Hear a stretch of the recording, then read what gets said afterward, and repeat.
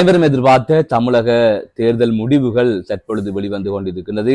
விஜய் அவர்கள் 100க்கும் மேற்பட்ட இடங்களில் முன்னிலையில் இருக்கின்றார். இரண்டாவது மூன்றாவது இடத்தில் யார் இருக்கின்றார் என்பது தொடர்பாக பல்வேறுபட்ட விடயங்களை பார்க்க இருக்கின்றோம்.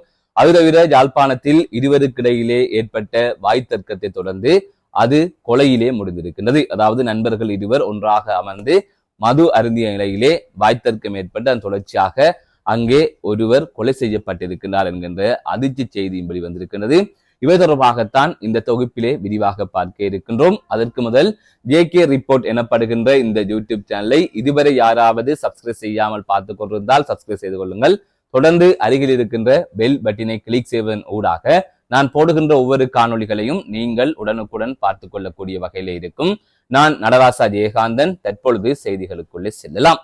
இந்த காணொளி பதிவு செய்யப்படுகின்ற நேரம் என்பது மதியம் சுமார் 2:30 மணி திங்கட்கிழமை.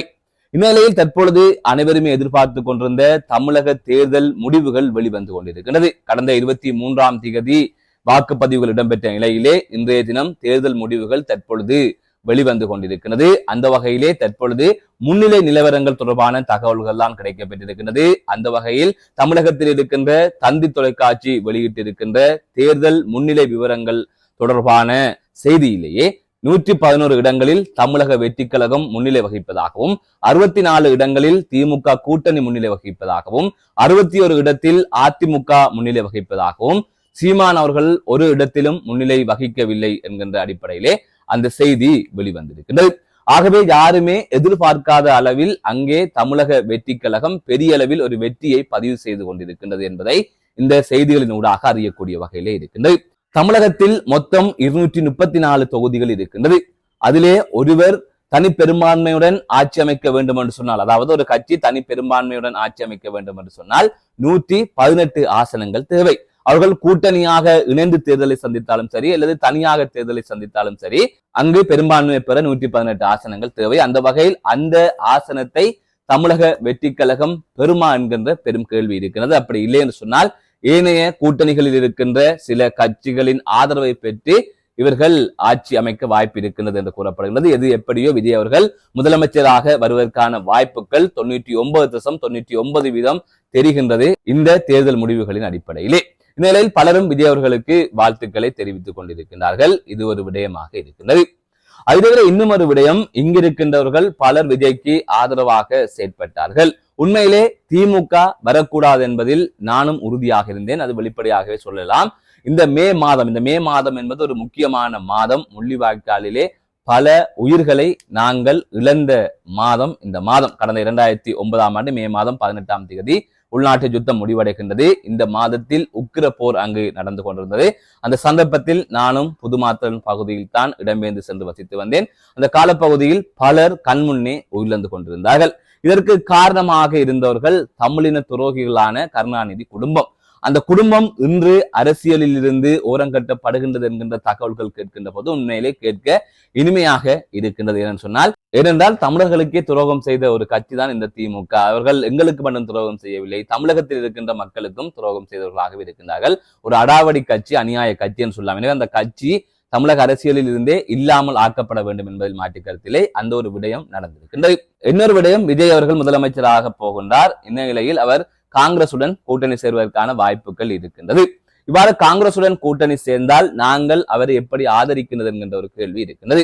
காரணம், இலங்கை தமிழர்களை அழித்தவர்கள் காங்கிரசும் திமுகவும் தான். இந்த இரண்டு கட்சிகளும் தான் மத்தியில் இருந்து கொண்டும் மாநிலத்தில் இருந்து கொண்டும் கூட்டாக இணைந்து எங்களை மஹிந்த ராஜபக்ச மூலமாக அழித்தது என்று சொல்லலாம். அப்படி இருக்கின்ற போது விஜய் அவர்கள் தமிழ் இனத்துக்கு துரோகம் செய்த, அதாவது இலங்கை தமிழர்களுக்கு துரோகம் செய்த பல உயிர்கள் மரணிப்பதற்கு காரணமாக இருந்த அந்த கட்சியை இணைத்து வைத்துக் கொள்கின்ற போது ஒரு நெருடல் இல்லாமல் இங்கிருக்கின்ற தமிழர்களும் உலக தமிழர்களும் அவருக்கு ஆதரவு வழங்கலாமா என்கின்ற கேள்வி இருக்கின்றது. எனவே மீண்டும் ஒரு முறை சொல்லுகிறேன், திமுக வராமல் விட்டதே பெரிய ஒரு விடயம். ஆனால் அடுத்ததாக விஜய் அவர்கள் வருகின்ற போது இவ்வாறு காங்கிரசுடன் கூட்டணி அமைக்கின்ற வாய்ப்பு இருக்கின்றது. அவ்வாறு ஒரு விடயத்தை விஜய் செய்யாமலும் கடந்து செல்ல முடியாது. ஒருவேளை தனிப்பெரும்பான்மை கிடைத்தால் அவர் அதனை தவிர்க்கலாம். ஆனால் அதுக்கான வாய்ப்பு கிடைக்குமா என்பது தெரியவில்லை. அவ்வாறு தனிப்பெரும்பான்மை கிடைத்தாலும் இவர் காங்கிரஸை இணைத்துக் கொள்வார். அது எதிர்வருகின்ற நாடாளுமன்ற தேர்தலின் போதாவது நடக்கும் என்பதில் மாற்றுக்கருத்து இல்லை. எனவே இப்படியான ஒரு சூழ்நிலையில் அது இலங்கை தமிழர்களுக்கும் அல்லது இலங்கையிலிருந்து சென்று புலம்பெயர் தேசங்களில் வசிக்கின்ற தமிழர்களுக்கும் ஒரு நெருடலாகவே இருக்கும்.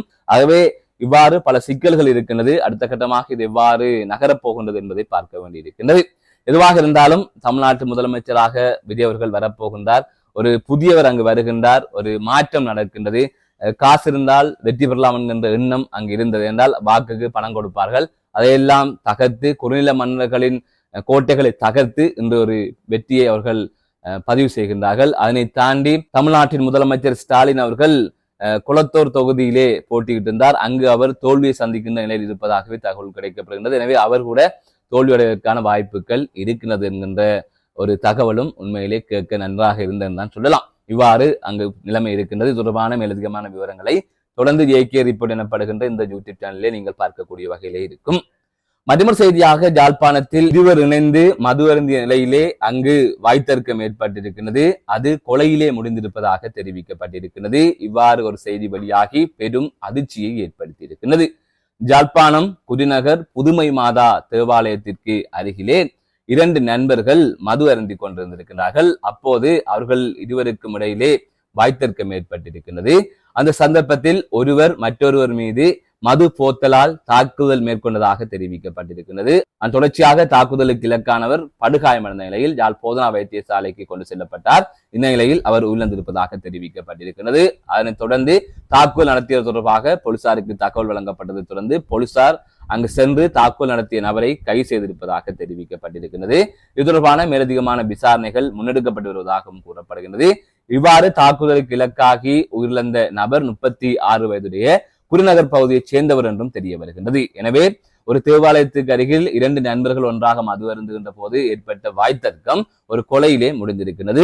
எந்த விடயம் தொடர்பாக அவர்கள் முரண்பட்டார்கள் என்பது தெரியவில்லை. ஆனால் சமீபத்தில் நடக்கின்ற பிரச்சனை என்னவென்று சொன்னால் விஜயா சீமானா என்கின்ற வாதம் வந்து அது சில வேளை மோதலில் முடிக்கின்றது. அவ்வாறு ஒரு சம்பவம் வவுனியாவிலே பதிவாக இருந்தது. ஆகவே இவ்வாறு மது போதையில் இருக்கின்ற சந்தர்ப்பத்தில் இது தொடர்பாக வாக்குவாதம் ஏற்பட்டு அது முற்றுகின்ற நிலையில் இப்படியான சம்பவங்கள் இடம்பெறுவதற்கான வாய்ப்பும் இருக்கின்றது. ஆகவே இதன் பின்னணியில் என்ன நடந்தது என்பது தொடர்பாக தெரியவில்லை.